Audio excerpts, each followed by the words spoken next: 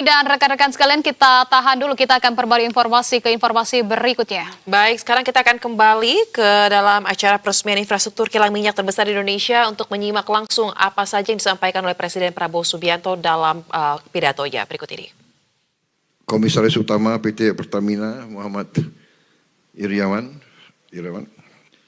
dengan semua jajaran komisaris yang hadir, Ketua Badan Pemeriksa Keuangan Republik Indonesia, Saudari Isma Yatun yang saya hormati, para Ketua Komisi DPR RI, Ketua Komisi 6, Saudari Anggia Erna Rini beserta jajaran Komisi 6 yang hadir, Ketua Komisi 12, Saudara Bambang Patijaya beserta jajaran Komisi 12 yang hadir, para Menteri dan Wakil Menteri Kabinet Merah Putih yang hadir, Menko Infrastruktur dan Pembangunan Kewilayahan, Saudara Agus Harimurti Yudhoyono, Menteri Luar Negeri, Saudara Sugiono, Menteri Sekretaris Negara, Saudara Prasetyo Hadi, Panglima Tentara Nasional Indonesia, Jenderal TNI Agus Subianto, Kapolri, Jenderal Polisi Listio Sigit Prabowo, Kepala Badan Pengendalian Pembangunan dan Investigasi Khusus, Saudara Aris Marsudianto, Sekretaris Kabinet RI, Letnan Kolonel Infantri Teddy Indra Wijaya, Kepala Badan Komunikasi Pemerintah, Saudara Angga Raka Prabowo, Wakil Menteri Investasi, Saudara Todo Tua Pasaribu,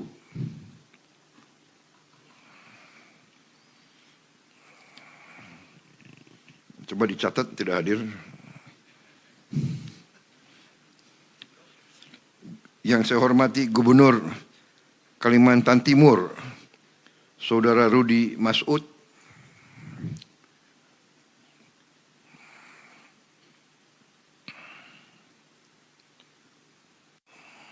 beserta Forkopimda Provinsi Kalimantan Timur.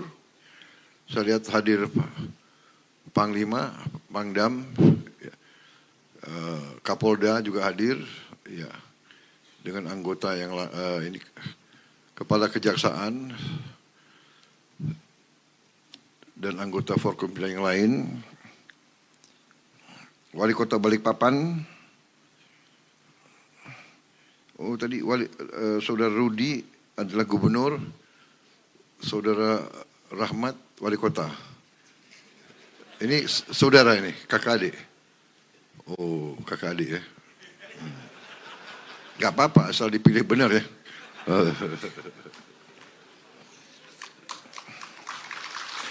Wakil Gubernur hadir, Wakil Gubernur. Wakil Gubernur ini soalnya orang Gerindra di sini nih. Jangan Golkar aja, friend, kita friend. Hadir juga saya dicatat di sini Sultan Kutai Kartanegara, Ing Marta Dipura Sultan Aji Muhammad Arifin. Hadir, yang mulia. Sultan kok ditaruh di belakang? Di depan. Yang saya hormati dan banggakan para tokoh masyarakat, tokoh agama, serta seluruh hadirin undangan, rekan-rekan pers dan media yang turut hadir. Saudara-saudara sekalian, tentunya kita selalu memanjatkan puji syukur kehadirat Tuhan Maha Besar, Maha Kuasa, yang memiliki sekalian alam. Hanya kepadanya lah kita berdoa dan hanya kepadanya lah kita meminta pertolongan. Kita bersyukur atas segala karunia, kebaikan, kedamaian yang masih diberikan kepada kita.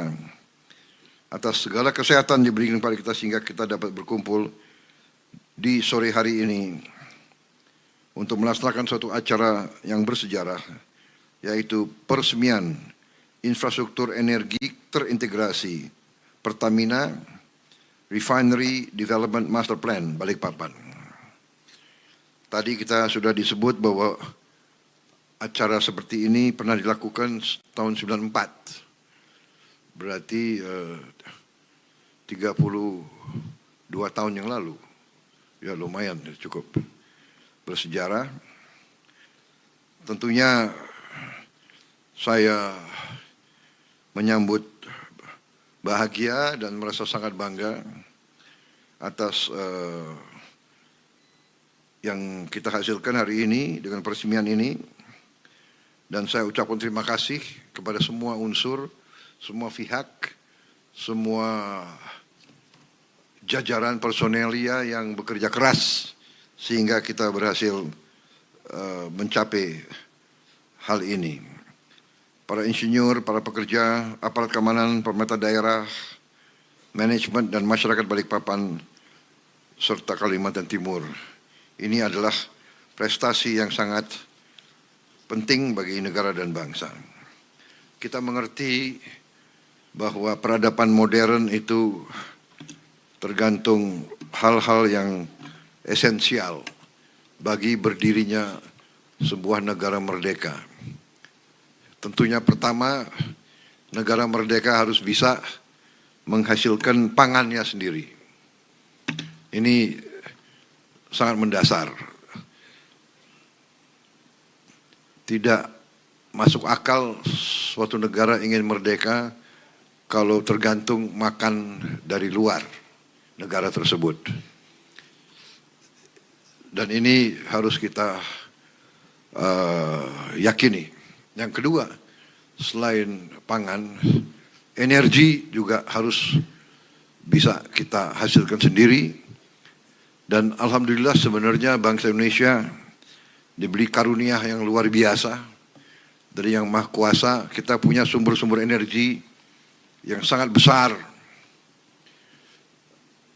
Cadangan batu bara kita salah satu yang terbesar di dunia.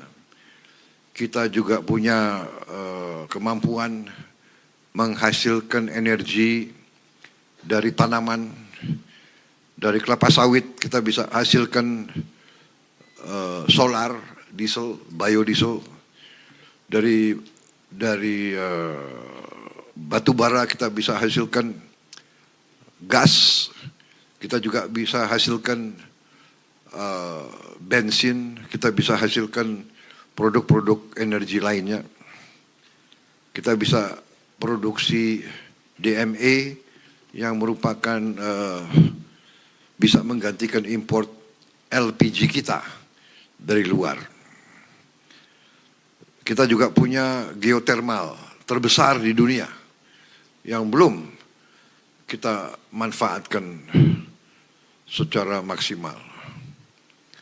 Juga kemampuan kita di energi dari air, dan juga saudara-saudara ke depan kita juga akan mengembangkan tenaga surya dengan panel-panel. Kita akan listrifikasi sehingga kita sungguh-sungguh dapat menghasilkan energi kita sendiri. Tidak perlu kita import energi dari luar. Ini sasaran kita. Kita harapkan dalam 5 tahun kita bisa mencapai ini. Tapi tidak ada masalah kalau tidak 5 tahun, tahun ke-6. Kalau tidak tahun ke-6, tahun ke-7. Yang penting kita harus menuju ke situ. Tapi siapa tahu dengan kerja keras kita bisa menghasilkan lebih cepat. Sebagai contoh, waktu saya mengambil alih kepimpinan nasional, setelah saya menerima mandat dari rakyat, saya dilantik tanggal 20 Oktober. Saya beri target kepada tim saya untuk swasembada beras dalam waktu 4 tahun. Ternyata kita berhasil dalam 1 tahun. Ini sesuatu yang tidak diduga-duga oleh siapapun. Ini hasil kerja keras daripada tim kita, dari sinergi kabinet yang saya pimpin. KL bekerja sama, semuanya. Kita memangkas regulasi yang tidak masuk akal. dulu pupuk sulit, langka, para petani menjerit. Pabrik pupuk milik negara. Pupuk kita subsidi. Tetapi sampai ke petani sangat sulit. Waktu itu ada 145 peraturan. 145 peraturan. Ada 11 KL yang harus menyetujui. Harus juga tanda tangan gubernur dan bupati. Jadi dari pabrik sampai ke petani mungkin dibutuhkan 13 tanda tangan. Bayangkan, kita hilangkan itu semua. 145 peraturan kita hapus.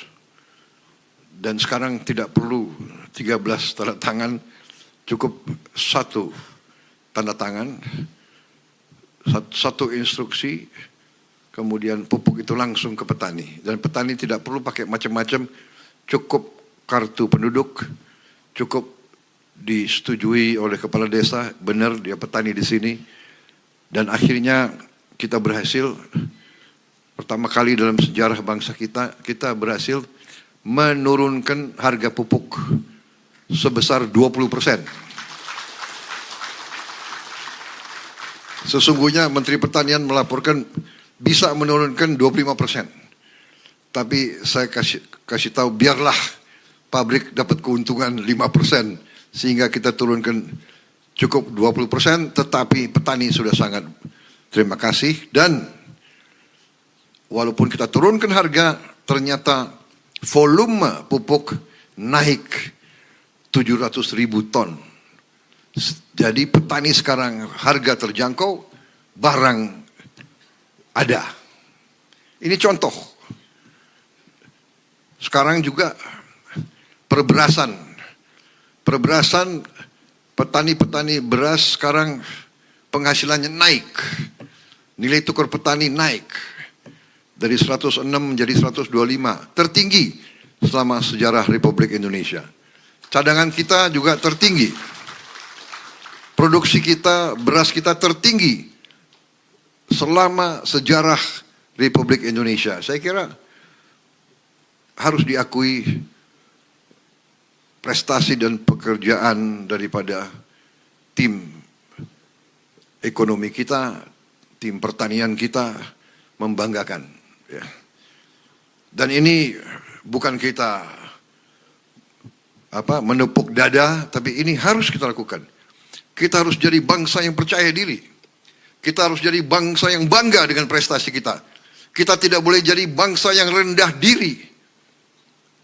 Bangsa yang selalu merasa kalah. Merasa selalu tidak mampu bersaing sama bangsa lain. Kita tidak boleh. Di setiap bidang kehidupan kita harus menjadi bangsa yang kuat, bangsa yang percaya diri, bangsa yang mampu berdiri di atas kaki kita sendiri. Karena itu saya berbahagia, bangga. Hari ini satu langkah lagi di bidang energi, kita menuju kemampuan kita untuk mandiri, kemampuan kita untuk berdiri di atas kaki kita sendiri. Kita tidak boleh tergantung energi kita dari luar. Tidak boleh. Kita ingin merdeka dan kita mampu. Kita miliki semua. Diberi karunia oleh Yang Maha Kuasa. Tinggal kita mampu atau tidak sebagai bangsa. Masalah kita harus akui, jangan kita tutup-tutupi. Pertamina yang sebenarnya adalah national champion kita. Pertamina mungkin satu-satunya perusahaan Indonesia yang masuk Fortune 500. Ya. Satu-satunya perusahaan Indonesia yang nilainya adalah 100 miliar dolar. Dan harusnya menghasilkan yang lebih baik lagi untuk negara dan bangsa. Dan kita harus mengakui bahwa beberapa tahun belakangan rakyat pun merasa bahwa terjadi manajemen, terjadi permainan-permainan tidak sehat di Pertamina dan di pengaturan ESDM kita. Ada pihak-pihak, saya tidak mengerti, ya, orang-orang Indonesia yang pinter tapi serakah, mengatur mau import dari luar. Dengan import dari luar, dia manipulasi harga dan dia kutip sehingga ada pihak segelintir orang yang kaya raya di atas penderitaan rakyat. Karena itu, waktu saya menjadi presiden, saya bertekad untuk membersihkan Pertamina. Saya angkat saudara Simon Aleosius dengan beberapa anak-anak muda. Dan saya beri tugas, jangan korupsi. Jangan kau cari kaya di atas kepercayaan ini. Direktur Utama Pertamina sangat strategis. Anda bertanggung jawab atas sebuah perusahaan $100 miliar.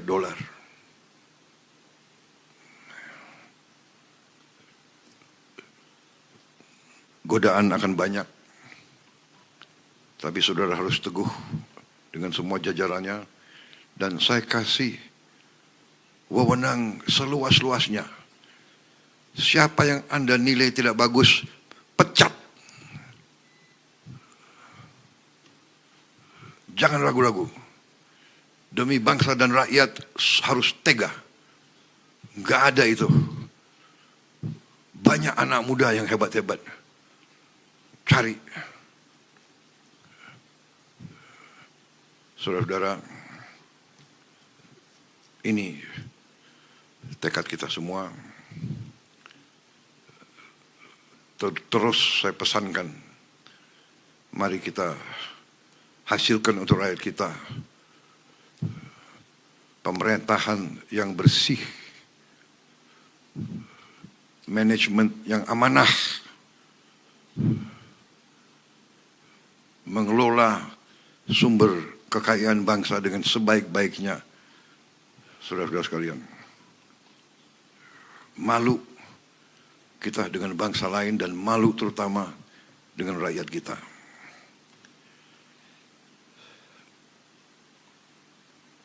Praktek-praktek markup, penipuan. Markup itu adalah penipuan dan pencurian, mencuri di siang bolong.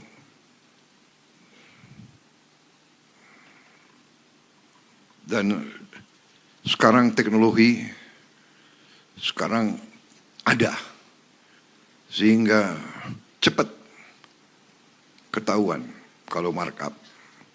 Kalau ada pejabat yang ingin melaksanakan praktek-praktek lama, saya kira sangat keliru. Kita prihatin. Saya tidak tahu berapa direksi Pertamina yang sudah masuk penjara, saya tidak tahu. Karena negara dan bangsa membutuhkan dan menuntut manajemen yang terbaik. Kelola dengan baik. Saya sangat terkesan tadi Direktur Utama mengatakan, menggunakan istilah Pertamina perwira. Ini luar biasa. Ini saya kira nafasnya seperti itu. Nafasnya harus seperti itu. bangsa-bangsa yang bangkit, bangsa-bangsa yang kuat. Kita harus contoh. Jepang, Korea, bangsa yang tidak punya sumber daya seperti kita, tapi kuat. Nasionalismenya kuat.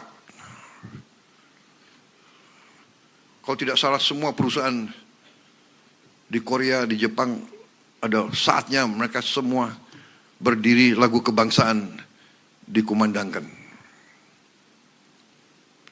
Semangat nasionalis, semangat patriotik, cinta tanah air ini yang harus mendorong semua jajaran Pertamina. Terutama yang paling atas. Karena kita mengerti sifat manusia. Yang menentukan adalah para pemimpin. Jadi pemimpin itu harus ingarso sung tulodo, memberi contoh. Kalau pemimpinnya maling, anak buahnya tidak semangat. Pengalaman saya di tentara, pemimpin itu maling, cepat anak buah tahu. Cepat sekali. Mungkin orang luar tidak tahu, mungkin BPK bisa dikibulin, KPK bisa dikibulin, tapi anak buah akan tahu. Di tentara itu kalau komandan-komandan yang maling, pemimpin yang maling, itu dikasih julukan kapal keruk. Dan seumur hidup dia akan membawa nama itu, kapal keruk.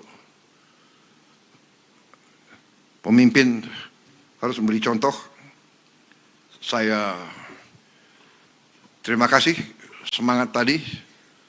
Wira, benar. Ya, pejuang, kesatria, pendekar. Saudara-saudara, perang kemerdekaan ada beberapa fase. Perang kemerdekaan pertama tentunya ratusan tahun yang dulu, perang kemerdekaan yang kita berhasil rebut kedaulatan tahun 45. Habis itu perang kemerdekaan atau perang untuk mempertahankan kemerdekaan. Kemudian perang untuk mengisi kemerdekaan.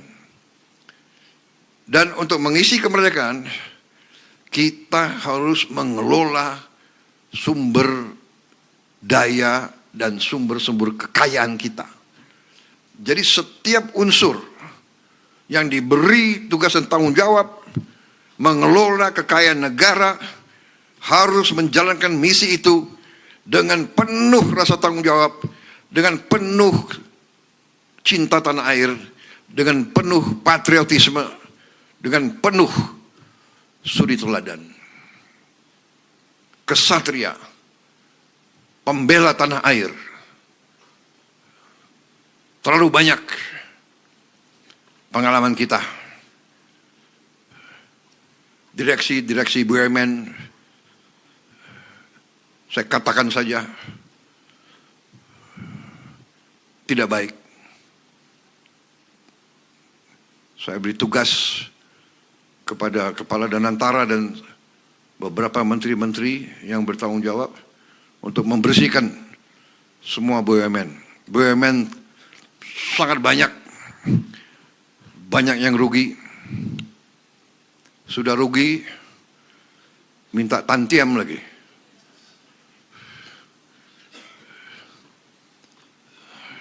Nggak tahu malu.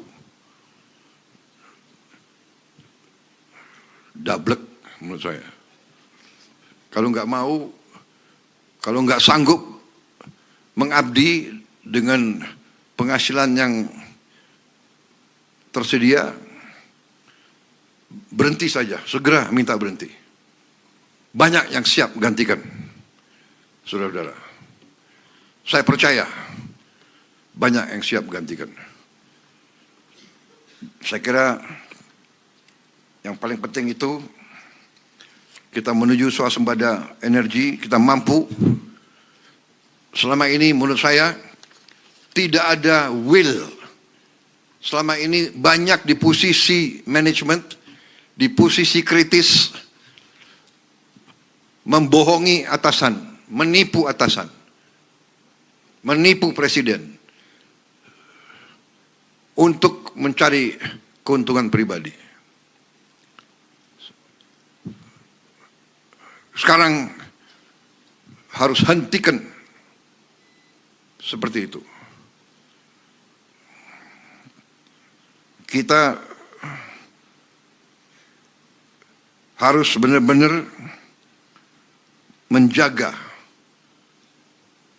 kekayaan negara, karena kita butuh itu untuk memperkuat bangsa kita, menghilangkan kemiskinan, menghilangkan kelaparan, mengejar industri, mengejar teknologi untuk kita hadapi tahun-tahun yang akan datang. Sudah persaingan global sekarang sangat ketat. Kalau kita tidak kuat, tapi kita kaya, bisa-bisa kekayaan kita direbut. Karena itu kita harus bekerja keras. Program hilirisasi kita membutuhkan uang. Tapi saya optimis dengan pengelolaan yang baik, kita akan mampu mencapai tujuan hilirisasi itu. Tahun ini dalam waktu dekat, saya diberi laporan kita akan mulai 34 proyek waste to energy, yaitu sampah kita rubah, kita bersihkan menjadi listrik. Ini sangat penting karena kita butuh sekarang membersihkan sampah kita dari kota-kota kita. Sampah itu sudah menumpuk luar biasa. Ini sudah akan menjadi bencana. Belasan tahun tidak bisa kita wujudkan proyek sampah yang baik. Kita sekarang akan mulai 34 proyek. Tendernya dibuka mungkin hari-hari ini. Tapi ini butuh waktu 2 tahun sampai berfungsi. Kita juga dalam waktu berapa minggu ini, kita akan mulai, kita harapkan minimal 6 proyek hilirisasi. Mungkin bisa sampai 11. Nilainya adalah kurang lebih 6 miliar dolar. Dan kita juga akan menerima investasi besar-besaran dari luar. Saya perkirakan cukup besar investasi yang akan masuk. Kita untuk itu harus benar-benar siapkan awak, siapkan manajemen, siapkan manajer-manajer muda yang bisa menjaga, mengelola proyek-proyek ini. Total kita butuh sampai industrialisasi yang benar mungkin rencananya mungkin 10 tahun sampai 15-20 tahun. Tapi kita ingin mempercepat. Saya sangat optimis ini bisa berjalan. Saya orang yang tidak suka banyak janji, sehingga mungkin saya dituduh kurang komunikatif, tapi sekarang saya sudah buktikan. Yang dulu dikatakan MBG, makan bergizi, tidak mungkin berhasil. Ada tokoh-tokoh mengatakan, tidak mungkin berhasil, pasti gagal. Tapi ternyata hari ini kita sudah mencapai 58 juta penerima manfaat. 58 juta. Kalau Singapura itu jumlah penduduknya 6 juta, berarti kita memberi makan berapa? 9 ya? 9 Singapura. 9 Singapura kita kasih makan tiap hari. Lumayan ya. Not bad ya. Negara yang selalu dianggap nggak bisa apa-apa, kita bisa kasih makan 58 juta orang tiap hari, termasuk ibu hamil. diantar makan ke rumah, termasuk lansia diantar makan ke rumah. Not bad, saudara-saudara sekalian. Dan insya Allah, dan saya percaya yakin, akhir tahun 2026, Desember 2026, kita akan mencapai 82 juta penerima manfaat.